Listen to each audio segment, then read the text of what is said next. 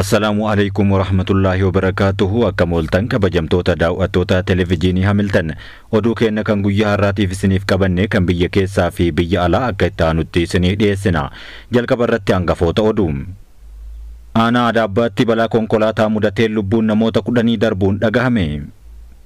Tarkiin investimentii doolaara biiliyoona 2.5 invest gochuun Chaayinaatti aanuun investimentii biyya alaa Itoophiyaa invest godhan keessa sadarkaa lammaffaa irratti argamuun ishee gabaafameera. Puntland doonii Somaaliyaadhaaf meeshaalee waraanaa fe'ee to'achuun himame. Dargaggeessi Siyaatilitti dubartii tokko ajjeesuun miliqe Keeniyaatti FBI'dhaan to'annoo jala ooluun himame. Dhaabbileen namoomaa warri Gaazaa beela hamaa keessatti dagatamuu gabaasaniiru. Dhaabbileen gargaarsa idil-addunyaa fi gareewwan mirga namoomaa 100 ol ta'an Gaazatti beelli jumlaa akka mudate akeekkachiisuun mootummoonni tarkaanfii sirreeffamaa akka fudhatan dhiibbaa gochaa jiru. Liigiin Arabaa walgahii hatattamaa geggeessee rakkoo namoomaa Gaazaa keessatti mudate irratti mari'ate. Iraan garee teeknikaa ejensii Nikularaa UN simachuudhaaf akka jirtu beeksifte. Kunniin hangafoota oduutii. Oduu waliin an Amin Shubbisiiti. Arsii Lixaatti balaa konkolaataa mudatee lubbuun namoota 10 darbuun dhagahame. Godina Arsii Lixaa aanaa Adaabbaa gaara iddoo addaa Waashaa Sabsibee jedhamutti balaa konkolaataa mudateen lubbuun namoota 10 darbuun himameera. Balaa gahe kanaan namoota du'an malees namoonni 6 miidhaan qaamaa cimaan isaan irra gahuu himame. Konkolaataan Doolfiinii magaalaa Dinshoo irraa imaltoota fe'ee gara magaalaa Adaabbaa imalaa ture.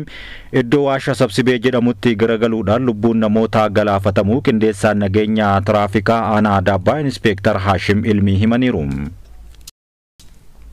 Itiyoo Telekoom bara baajataa kanatti qarshii biiliyoona 162 argachuu gabaase. Hojii raawwachiiftuun ol aantuun Itiyoo Telekoom Firihiyoot Taamiruu raawwii bara baajataa 2017 kanaaf gabaasa cuunfaa tarsiimoo guddina waggaa 3tti ibsa yeroo kennanitti kana himan. Ibsa isaaniitti bara baajataa kanatti Itiyoo Telekoom qarshii biiliyoona 162 argateera jedhan. Galiin kun karooricha keessaa dhibbantaa 99 milkeessuuf kan himan yoo ta'u, kan bara darbee yeroo wal fakkaataa waliin wal bira qabamee yoo ilaalamu qarshii Itoophiyaa birrii biiliyoona 68.3 dabaluu isaa himaniiru. Galiin kun tajaajila sagalee, daataa fi intarneetii, teelee birrii, tajaajila idil-addunyaa fi bu'uuraalee misoomaa garaagaraa irraa argamuu kaasan. Bara baajataa kanatti tajaajila idil-addunyaatti doolaarri Ameerikaa miiliyoona 193 arganneerra jechuun gabaasaniiru. Bara baajataa kanaan wal qabatee hojiiwwan gama sharafa alaa maddisiisuutiin hojjetamaa jiran waliigalatti doolaarri Ameerikaa miiliyoona 213.6 kan argame yoo ta'u, kunis karoora keenya keessaa dhibbantaa 84.3 milkeessineerra jedhan. Tarkiin investara biyya alaa Itoophiyaa lammaffaa ta'uun isii himame. Tarkiin investimentii doolaara biiliyoona 2.5 invest gochuun Chaayinaatti aante investimentii biyya alaa Itoophiyaa invest godhan keessaa sadarkaa lammaffaa irratti argamuun ishee gabaafame. Komishinarri Komishinii Investimentii Itoophiyaa Zallaqaa Tamasgeen akka jedhanitti dhaabbileen Tarkii 260 ol ta'an Itoophiyaa keessa jiraachuu eeruun dhaabbileen kanneen namoota hedduuf carraa hojii uumeera jedhan. Chaayinaan ammallee Itoophiyaa keessatti investara investimentii alaa kallattiidhaan kan adda duree taate yoo ta'u, kanaan alatti Itoophiyaa keessatti pirojektoonni Chaayinaadhaan durfaman 4,510 akka jiran ji'oota muraasa dura gabaafamee ture.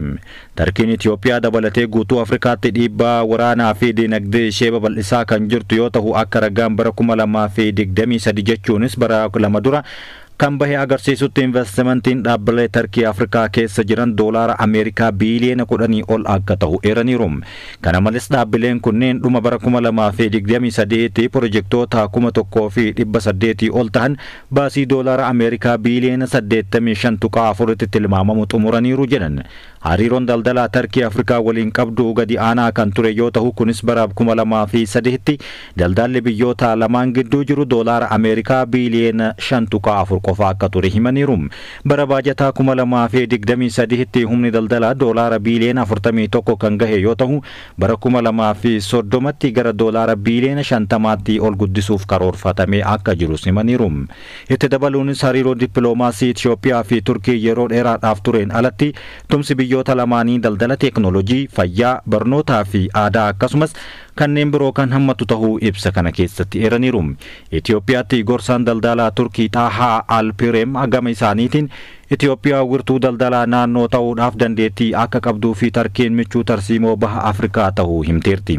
Itoophiyaatti gorsaan daldalaa Turkii Xaahaa Alpireem gama isaaniitiin Itoophiyaa wirtuu daldalaa naannoo ta'uuf dandeettii akka qabduu fi Tarkiin michuu tarsiimoo baha Afrikaa ta'uu himaniiru.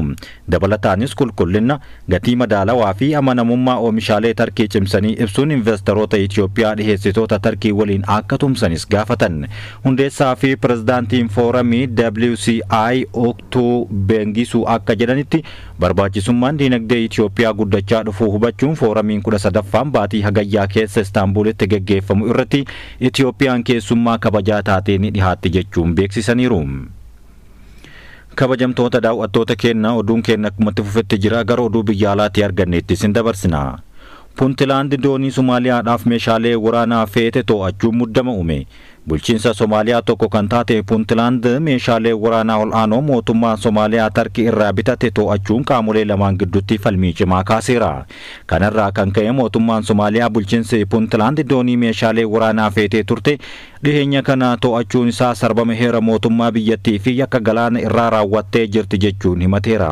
Ministeerri beeksisaa mootummaa federaalaa ibsa baaseen doonittiin to'atamtee meeshaalee waraanaa haaluma waliigaltee walta'iinsa waraanaa Tarkii waliin taasifametti qabeenya buufata leenjii waraanaa Turkisoom kan taate ta'uu himeera. Aanga'oonni biyyattii meeshaalee fe'atamanii turan seera qabeessaa fi kan seerota biyyattii fi idil addunyaas hordofeedha jedhan. Suuraaleen miidiyaalee hawaasaa irratti qoodaman humnootiin Puuntilaand doonii fe'umsaa alaabaa Komoros qabdu konkolaattota waraanaa fi yeroo balaa tasaa kan deebii ittiin kennamu feetee turte guutummaan guututti yeroo to'ataa turte agarsiiseera. Dooniin tunis poolisii humnoota galaanaa Puuntilaandiitiin kan to'atamte yoo ta'u guyyaa adoolessaa 18/2025 naannoo murteessaa buufata kaaba baha Aluulaa diistiriktii qarqara galaanaa galoo galaanaa Edan irratti akka dhaabbatu taasifameera. Ministeerri beeksisaa Puuntilaand tarkaanficha deeggaruudhaan meeshaalee waraanaa yaaddoo nageenyaa taasifamuun ilaalamu kanneen danda'an hunda waan qabatteef karaa seeraan alaatiin gara bulchiinsa Somaaliyaatti galfamuuf seerota galaanaa idil addunyaa cabsiteerti jechuun ibseera. Puuntilaand kana malees doonittiin kan socho'aa jirtu qaxanaa walitti bu'iinsa gareewwan shororkeessitoota idil addunyaa jedhamuudhaan farrajame keessa yoo ta'u kanaanis tasgabbii fi nageenya Puuntilaand irratti yaaddoo kallattiin uumeera jechuun to'anne jedhan. Walitti bu'iinsi mootummaa federaalaa Somaaliyaa fi biyyoota miseensa federaalaa wajjidduutti waldhabdee hin baramnee fi cimaa ta'e uumuu agarsiisa jedhamaa jira.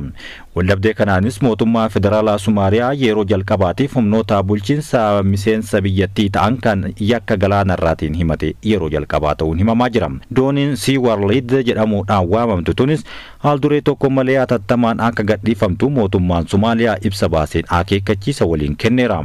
Itti dabaluun doonittiin fe'umsa seera qabeessa kaayyoo ittisaaf oolu qabachuu isaatiin kaayyoo sanas Puuntilaand dabalatee biyyoota keessatti tasgabbii fi nageenya buusuudhaaf kan karoorfame ta'uu beeksisaniiru. Mootummaan Somaaliyaa Puuntilaand dabalatee naannolee miseensota federeeshinichaa ta'an hundi bulchiinsa galaanaa fi ittisaa ilaalchisee akka heera mootummaa biyyattii kabajaniif waamicha addaa dhiheesseera. Bulchiinsi Puuntilaand doonii meeshaa waraanaa fi konkolaattota waraanaa feetituun karaa seeraan alaatiin gara naannoo galaanaa biraa seenuun akka hin danda'amne kan ibsu seera idil addunyaa cabsiteerti keessattuu meeshaalee waraanaa yaaddoo nageenyaa uumuu danda'an ifatti feete jechuun ibseera. Mootummaan federaalaa Somaaliyaa fi bulchiinsi naannoo Puuntilaand gidduutti waldhabdeen uumamuun muddama keessa seenanii kan turan yoo ta'u rakkoo jidduu isaanii ammallee osoo hin furamin itti fufeera. Somaaliyaan bara darbee Tarkii waliin walta'iinsa waraanaa fi diinagdee taasisuun isaanii kan yaadatamu yoo ta'u yeroo garagaraattis meeshaalee waraanaa Tarkii irraa doonii fi xiyyaarotaan gara biyya isheetti kan galfataa jirtudha. Dargaggeessi Siyaatilitti dubartii tokko ajjeesuun miliqe Keeniyaatti FBI'dhaan to'annoo jala oole. Ameerikaa kutaa naannoo Siyaatilitti dhihoo magaalaa Tuukwiilaa jedhamutti inni fi hiriyyaa isaa waliin dubartii waggaa 67 rasaasaan rukutee ajjeesee dheessuudhaan Keeniyaa keessa dhokatee ture dargaggeessi umrii 20 kun hordoffii FBI'tiin to'annoo jala oolee jira. Erga ajjechaa kana raawwatee guyyaa afur booda gara Keeniyaatti kan baqate yoo ta'u ji'oota booda garuu to'annoo jala ooluu gara Siyaatilitti deebi'ee himannaan irratti banamee jira. Kanaan duras namtichi lammii Keeniyaa Keevin jedhamu Keeniyaa Naayiroobii keessatti jaalallee isaa erga ajjeesee booda FBI'n qabamee Ameerikaatti dabarfamee kennamuun isaa ni yaadatama. Dhaabbileen namoomaa warri Gaazaa beela hamaa keessatti dagatamuu gabaasan. Dhaabbileen gargaarsa idil addunyaa fi gareewwan mirga namoomaatiif falman 100 ol ta'an Gaazatti beelli jumlaa akka mudate akeekkachiisuun mootummoonni tarkaanfii sirreeffamaa akka fudhatan dhiibbaa gochaa jiru. Dhaabbileen akka Medecins Sans Frontieres, Save the Children fi Oxfam ibsa walootiin baasaniin hiriyoonni isaanii namoonni isaan tajaajilan jalaa laafaa jiraachuu dubbatan. Dhiheessi nyaataa Gaazaa seenu hunda kan to'attu Israa'el ibsa dhaabbilee kanneeniin kennaman olola Hamaasiin tajaajilu jechuun fudhatama dhabsiisteerti. Dhaabbileen gargaarsaa kunneen akeekkachiisa kana kan baasan yeroo ministeerri fayyaa Gaazaa Hamaasiin hoogganamu sa'aatii 24 darban keessatti lammiilee Filistiin 10 biroo sababa hanqina nyaataatiin duhuu isaanii ibsetti ta'uu beeksiseera. Dilbatarraa jalqabee hanga har'aatti Gaazaatti lakkoofsi namoota beela kanaan duhanii 49 caalee jira jedha ministeerichi biyya keessaa. Dhaabbanni biyyoota gamtoomanii akka gabaasetti hospitaalonni namoota hanqina nyaataa irraa kan ka'e dadhabbiin cimaa keessa jiran simataa jiru. Namoonni kaan ammoo daandii irratti kufanii lubbuu isaanii dhabaa jiru jechuun himeera. Mootummaan Israa'el uummata Gaazaa beela'aa jiru wayita uguretti hojjettoonni gargaarsaa amma isaanitti dabalamaniiru. Maatii isaanii sooruudhaaf rasaasaan rukutamuuf balaadhaan saaxilamaniiru jechuun dhaabbileen gargaarsa namoomaa 109 roobii darbe ibsa waloon baasan irratti maxxansaniiru. Dhiheessiin kun guutumaan guututti wayita adda citetti dhaabbileen gargaarsa namoomaa miiltowwan hojii fi michoonni isaanii osoo arganii laafaa akka jiran himan. Israa'el jalqaba baatii bitootessaa irraa kaasuudhaan gargaarsa Gaazaa geeffamu guutumaan guututti cuftee turte. Torbaan lama booda ammoo waliigaltee dhukaasa dhaabuu ji'a lamaaf turu diiguun haleellaa waraanaa Hamaas irratti kallattiidhaan deebiftee banuun ni beekama. Kunis kan raawwatee gareen Hamaas namoota Israa'el irraa butee akka gadi dhiisuu dhiibbaa uumuuf jechuun sababa godhattee dhiheeffatti. Doktoroonni hanqina nyaataa hammaachuu keessattuu daa'immanii fi namoota dullooman akkasumas dubartoonni akkaan miidhamaa jiraachuu gabaasu. Dhukkuboonni akka garaa kaasaa babal'achaa kan jiru yoo ta'u gabaan oneera balfituu lamaa jira. Ga'eessonni beelaa fi dheebuu irraa kan ka'e daandii irratti kufaa jiru jechuun dhaabbileen gargaarsa namoomaa kunneen waloon akeekkachiisaniiru. Hojjetaan gargaarsa deeggarsaa qorqalbii fi hawaasummaa kanneen dhiibbaa beelli daa'imman irratti geessisu dubbataa ture. Ijoolleen warra isaaniitiin Tsiyoon yookaan Israa'el seenuu barbaanna yoo xiqqaate nyaanni achii hin dhabamu jechuun yaada godaansaa akka dhiheessaa jiran jaarmiyaaleen garaa kunneen ragaa walitti qabachuudhaan himaniiru. Dhaabbanni fayyaa addunyaa WHO qorannoo geggeesseen akka agarsiisetti uummanni Gaazaa harki caalu haala beela hamaa keessa akka jiru akkasumas dubartoonni 100,000tti siqanii fi daa'imman hanqina nyaataa hamaadhaan rakkachaa akka jiran akkasumas yaala hatattamaa akka isaan barbaachisus gabaasaniiru. Daarektarri dhaabbata fayyaa addunyaa Dr. Tedros Adhanom roobii darbe akka jedhetti Gaazaa keessatti uummanni harki caalu balaa beelaatiin du'aa jiraachuu gabaasee ture. Kun osoo kanaan jiru Israa'el bakka buutota marii dhukaasa dhaabuudhaaf Kaatar jiran biyyatti waamuun dhagahame. Gaazatti dhukaasni akka dhaabbatuuf Kaataritti mariin geggeeffamaa kan ture hanga ammaatti waliigaltee irra osoo hin gahin itti fufeera. Waajjirri ministeera muummee Israa'el akka beeksisetti Benjaamin Netanyaahuu bakka bu'oota Israa'el mariif gara Kaatar deemaa turan amma gara biyyaatti waamaniiru jedhaniiru.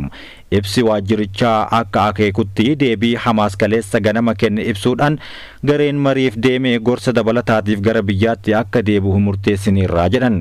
Itti dabaluun tattaaffii qaamoleen jaarsummaa mariisisan Kaatarii fi Masriin taasisan ni dinqisiifanna akkasumas tattaaffii ergamaan addaa Ameerikaa Wiitkoof taasisan ni dinqisiifanna jechuun ibsi waajjira ministeera muummee Israa'el Benjaamin Netanyaahuu ifa godheera. Liigiin Arabaa walgahii hatattamaa geggeessee rakkoo namoomaa Gaazaa keessatti mudate kana irratti mari'achuun dhagahame. Liigiin Arabaa walgahii hatattamaa Kaayirootti geggeessee waraana Gaazaa fi rakkoo namoomaa hammaataa dhufe irratti mari'ateera. Falastiimonni walgahii addaa hongee namoomaa miiliyoona 2 ol Gaazaa keessa jiraatan irratti rakkise irratti mari'achuudhaaf gaafatamaniiru. Dhaabbanni baqattoota dhaabbata mootummoota gamtoomanii dhuma baatii caamsaa irraa eegalee namoonni 1,000 ol ta'an beelaan lubbuun isaanii darbeera jechuun gabaaseera.